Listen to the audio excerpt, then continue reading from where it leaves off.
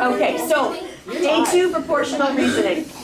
This is what we decided upon of what we thought proportional reasoning was yesterday. We don't know. But our guesses were how big or how small something is, how much something has compared to something else, that was Murray, how much a portion is of something, that was Fina, how much of something, and that came from that purple task, or the size or shape of something.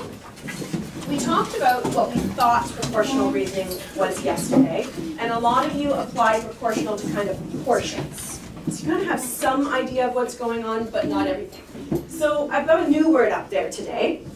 Okay, we can use multiplicative thinking to solve problems. So multiplicative is a new word today. I know that's a handful, eh? And the word multiplicative, you probably have some idea what that word kind of means, right? Just based on what the root is.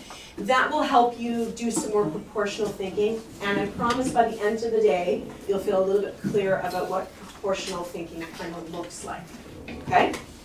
So, just a reminder about our 7 commandments, because you're going to do some problem solving today. You're going to have to do some thinking.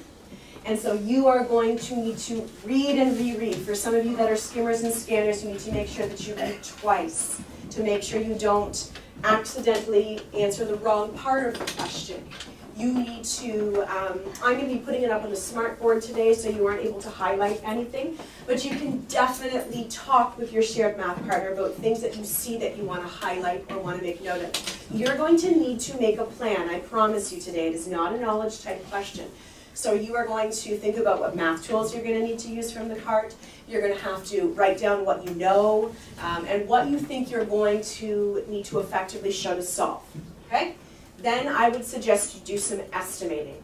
To talk about what's reasonable before you start, you're going to put all your work down. Pictures, numbers, and or words based on what's the best fit. Remember, you need to show your reasoning. You need to prove it. You can't just say because I know. Double check all your calculations for user error. And then you need to ask yourself, is our final answer reasonable? Okay?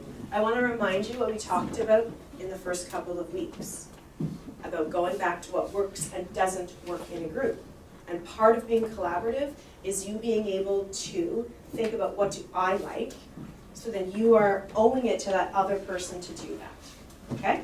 So, you guys are going to be thinking multiplicatively today and be able to bring that one home to the dinner table. I know, that's a doozy.